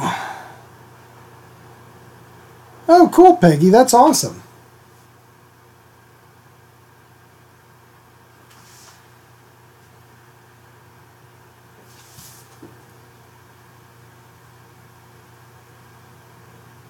What do you, Peggy, what do you make those for? Just like for fun? Or do you play a D&D game? Or as gifts? Or decorations?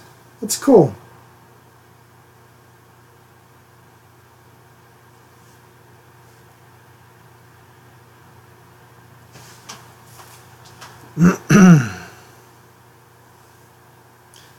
Kevin, I have. Yeah, that's awesome. You have no idea. When I first saw that, I wanted to immediately start doing that. Bear, as far as Pokemon goes, it's all going to depend on how much time I have to pursue it. And they'll definitely be the older games. But I'd like to. And I will definitely, if I need a hand getting started or any advice or info, I will let you know. So it's all going to be dependent, man. You know. As far as my wife joining the streams, yeah, I don't know. I thought one of these days I'll get her on, maybe as a special guest. She can bring her hands in. You know what I mean? One of these days. She's not too big into the whole streaming or being, you know, on video or talking. She just likes to do her own thing. Hang out, watch Game of Thrones. But we'll see. One of these days we'll get her.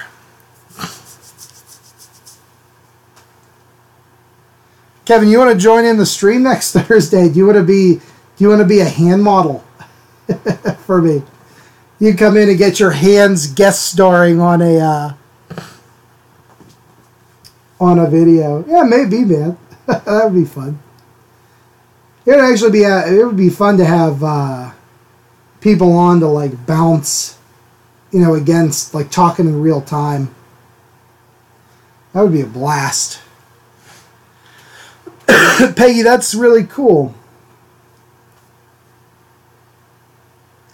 You have to if you ever get pictures online on Facebook or anything, Send me a link to him because I'd like to check him out. That's awesome.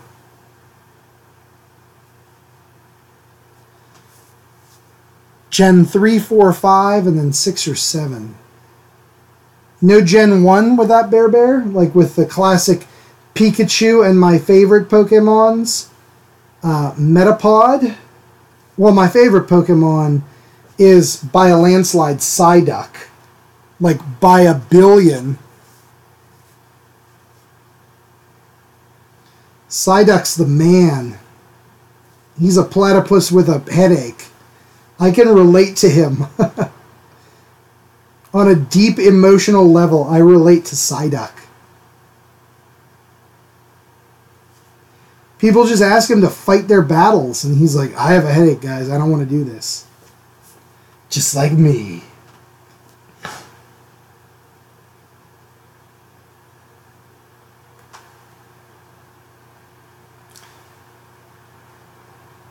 I'll have to check out Gen like 3, 4, and 5 then.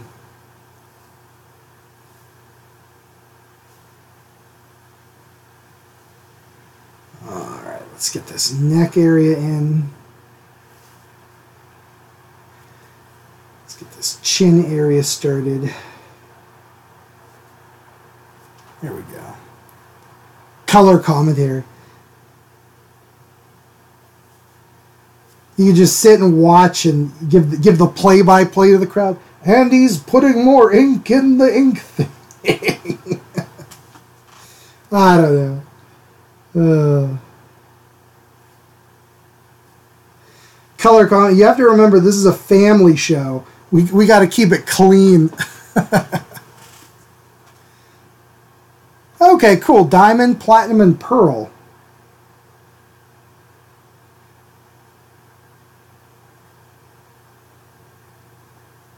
Those sound familiar, Bear. Oh, Ruby, Sapphire, and Emerald. Okay. I have, for the original Game Boy downstairs, I have Pokemon Gold. Or wait, is it gold or is it yellow? It's the one with Pikachu on the box, because I still have the box. Because that's how I roll with Nintendos, yo. Keeping the box. Okay, so how are we going to do these scales? This is going to be quite a thing.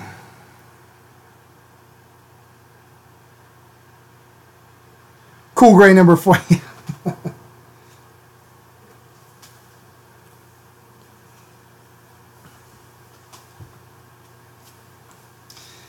You should be like a wrestling announcer, Kevin, and get like really crazy into it. Oh my God! I can't believe it! He's going with BG10. My God, as God is my witness, this man is broken in half. Can anybody tell me what that color commentary is from? As God is my witness, this man has been broken in half.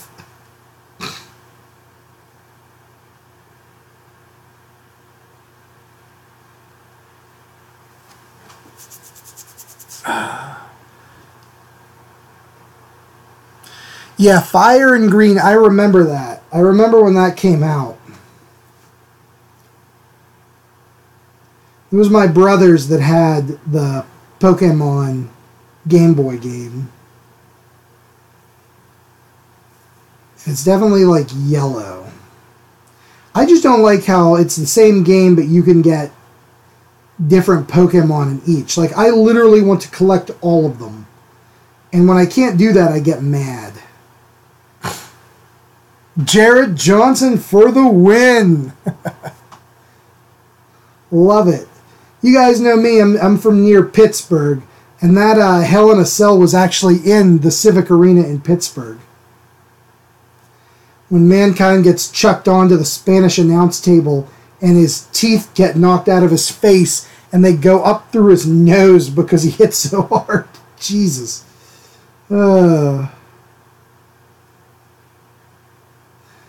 Love it. As God is my witness, this man has been broken in half. I love it.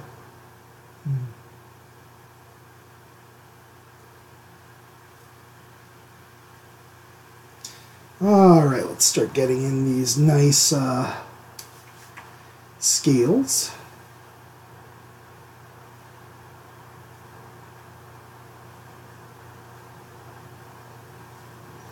Yep, the Civic Arena, that happened.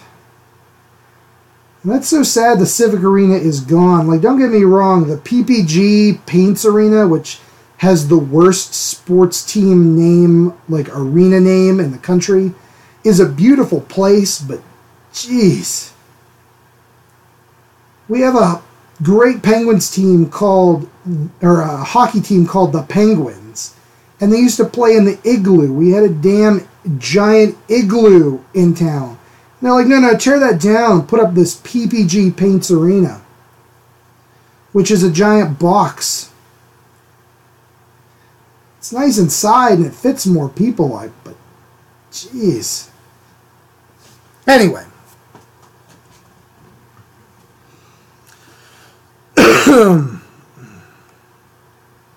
Yep, Jim Ross.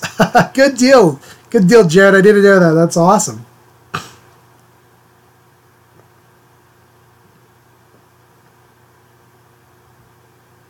Yep, I have the Pikachu one. And Kevin, that's hilarious. Play it, kids.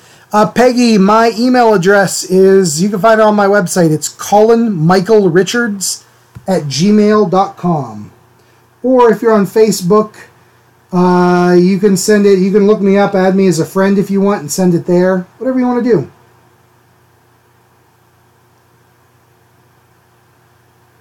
If you go to my website, colinrichardsart.com, there's even a contact form there.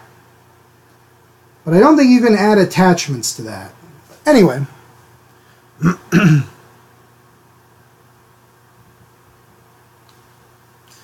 AJ.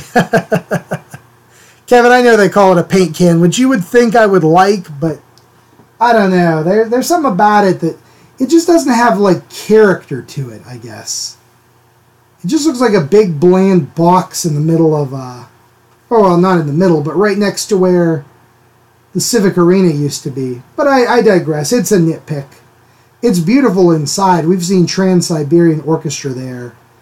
And it's a great interior. Like, it's a great, you know. I just miss that we had a paint can, or an igloo, and now we don't.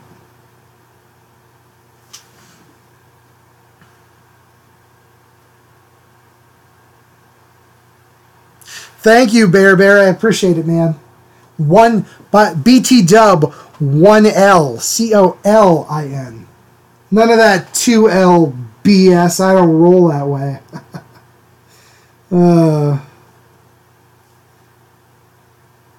None of this 2L garbage. 1L. That's my, like, gang symbol. It's like 1L for life. No worries, Bear. It's all good. It's all good.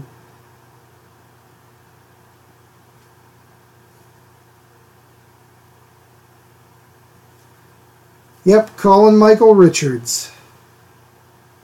Remember, kids, one day it will be the name of your overlord. I hear you on that. There was just something about it that just, the Mellon Arena, I still call it the Civic Arena. I mean, Jean-Claude Van Damme once die-harded the Mellon or the Civic Arena. I mean, how cool is that, you know?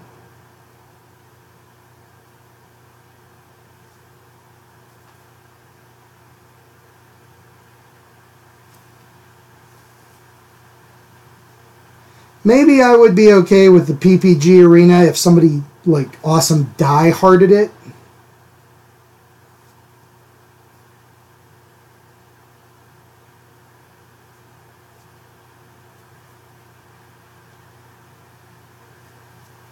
But I don't know.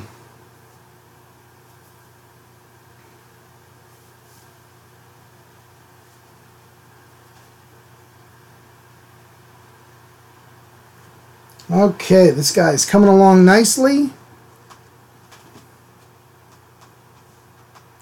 I hear you. I hear you. It's like, why wouldn't they have opened it one last time?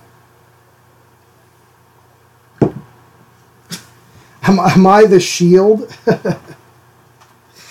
No, Bear. I'm one of the Dudley boys.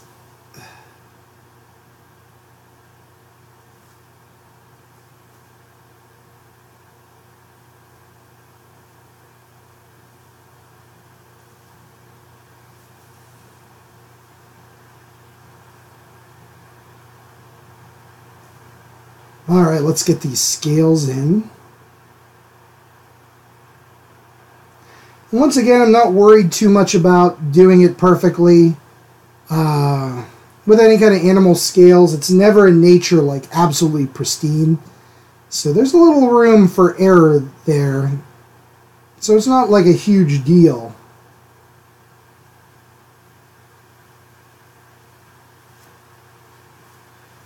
Pardon me. Deal with it. Does anybody remember, any of you guys that like wrestling, does anybody remember ECW? ECW. Oh, good stuff.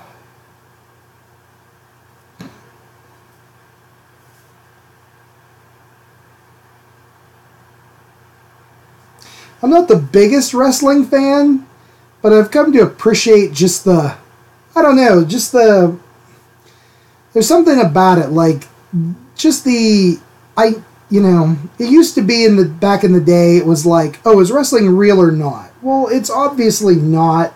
Not in the sense of, like, it's an actual sports competition with, you know, people winning or losing by their skill or whatever. It's scripted, but so is Star Wars, you know?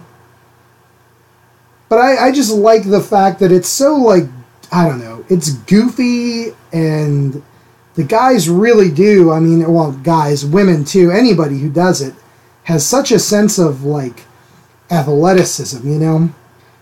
I do Kung Fu. My wife and I have been working on a two-man routine or two-person routine for months now. And, you know, and it's not something we make up. It's they're like, okay, you do these moves.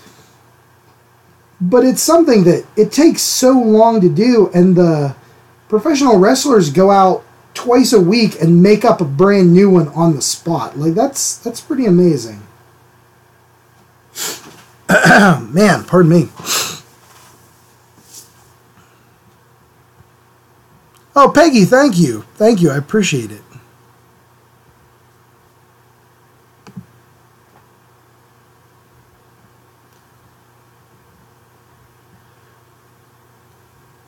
Blue World Order. Oh, really? That's cool, Jared. That's awesome. Tommy Dreamer was a good one, yeah. Yeah, you know, it's that kind of thing. Like, it says it's sports entertainment, but I'm okay with that.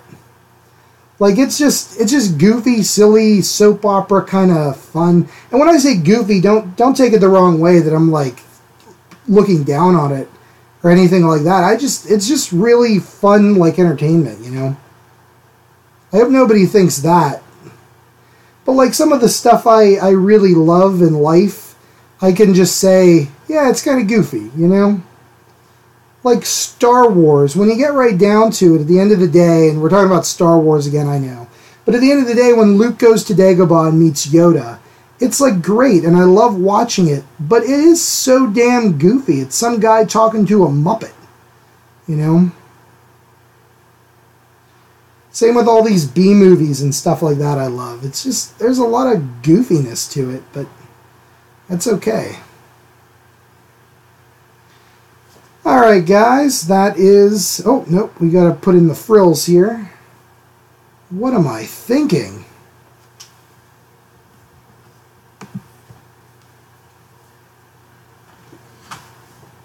Hey, Peggy, that's okay. I will check it here in a minute. Oh, no, I got it right now. It is sideways, but that's okay. Oh, cool. Peggy, that looks terrific. Thank you very much. Oh, that's pretty cool. I like the little Easter bunnies in the bottom. Very nice. Yep, Peggy, you are good. No worries. You know, you're joining me for a live stream. I would say you're pretty darn tech savvy, considering I know so many people that would be unable to figure out how to do that, you know.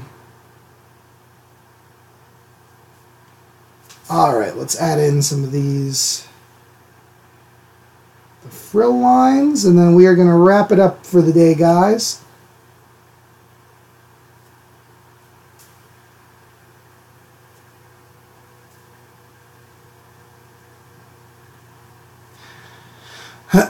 Pardon me.